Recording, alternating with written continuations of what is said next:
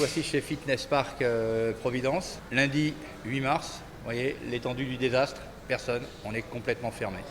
Je ne vous cache pas qu'à l'écoute des nouvelles mesures qui ont été prises la semaine dernière, je me suis senti coupable. Alors coupable de quoi? Coupable de tous les maux de la Guadeloupe, puisque j'ai eu le sentiment qu'on était les seuls, avec nos camarades des salles de jeu, les casinos pour ne pas les nommer, à être punis, puisque nous sommes les seuls à être fermés.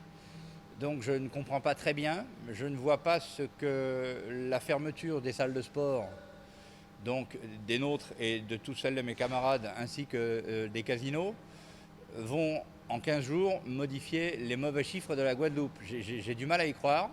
Et encore une fois, j'ai le sentiment que si aujourd'hui des gens sont malades, ça doit être de notre faute. Ce que j'ai du mal à comprendre, d'autant plus qu'il n'y a jamais eu aucun cluster dans les salles de sport.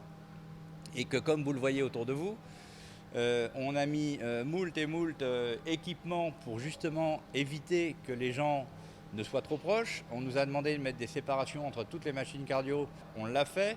On nous a demandé une distanciation au sol d'1,50 m et puis 2 mois après on nous a dit 2 mètres, on a tout restiqué, on a repassé à 2 mètres. Enfin, pour faire court, on a dû dépenser quelque chose comme 75 000 € pour se mettre aux normes Covid, de façon à ce que les gens ne risquent rien chez nous. Et malgré tout, on nous fait fermer. Et je ne parle même pas du nettoyage des clims avec virucide tous les 15 jours, ainsi qu'une fumigation de toutes les salles, encore une fois virucide. Franchement, je ne vois pas ce qu'on peut faire de plus et je ne comprends pas pourquoi, encore une fois, nous mettre au banc et dire on ferme les salles de sport et les casinos. Économiquement, il faut tenir la route, ça va sans dire. Les loyers, il faut les payer, les charges, il faut les payer. Aujourd'hui, on a une 50aine de salariés qui sont au chômage partiel. Ça fait plaisir à personne. Et je ne parle pas des adhérents. Il y a des adhérents qui viennent ici 2-3 fois par semaine.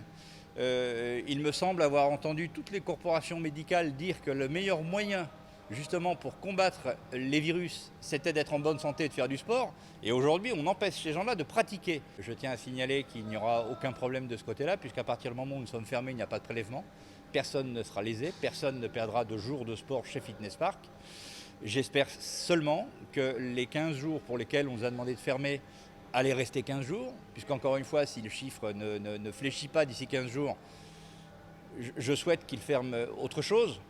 Peut-être les écoles, peut-être les églises, peut-être les plages, mais qu'on arrête de taper sur les salles de fitness qui sont clean et qui ont fait le maximum. On nous met devant le fait accompli. À chaque fois qu'il y a une décision de la sorte, on ne nous demande pas notre avis, on nous dit fermeture du temps au temps.